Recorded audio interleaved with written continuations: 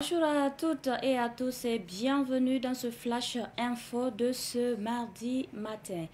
L'ancien président sud-africain Jacob Zuma, présent au Burkina Faso dans le cadre des activités des afrodescendants, a été reçu en audience par le président du Faso hier. Jacob Zuma dit être venu parler de la libération du continent africain.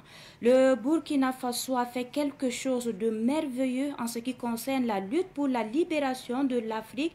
C'est ce qui explique sa venue au Faso pour rencontrer le chef de l'État afin de discuter et voir comment continuer la lutte pour libérer l'Afrique, a-t-il affirmé. Convaincu que le Burkina est un bon exemple pour tous les Africains qui aspirent à la souveraineté et à la liberté, l'ancien président Jacob Zuma appelle les Africains et la diaspora africaine à soutenir et à conduire à terme le processus enclenché par le Burkina Faso.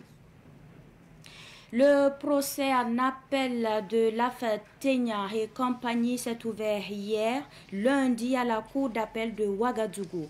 Les audiences en appel sont publiques et ouvertes à tous. En rappel, en première instance, Amidou Ténia avait été condamné à 15 ans de prison ferme et à une amende de plus de 5,6 milliards de francs CFA.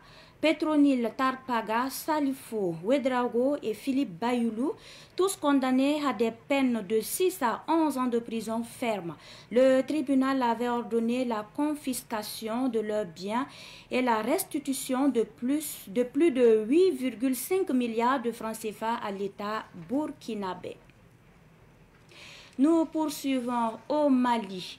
Le président de la transition, Assimi Goïta, a inauguré la deuxième mine de lithium du pays exploitée par les mines de lithium de Bougouni, SA. Un investissement de plus de 36 milliards de francs CFA offre environ 500 emplois locaux pour cette première phase.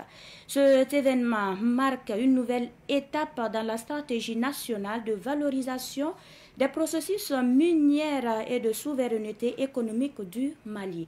Le président malien a aussi rencontré les populations pour échanger sur la question de la sécurité, de l'énergie et du développement du Mali. Et nous terminons par cette actualité présidentielle en Guinée. Le général Mamadi Doumbouya, président de la transition guinéenne, a officiellement déposé sa candidature hier à la Cour suprême pour l'élection présidentielle du 28 décembre prochain.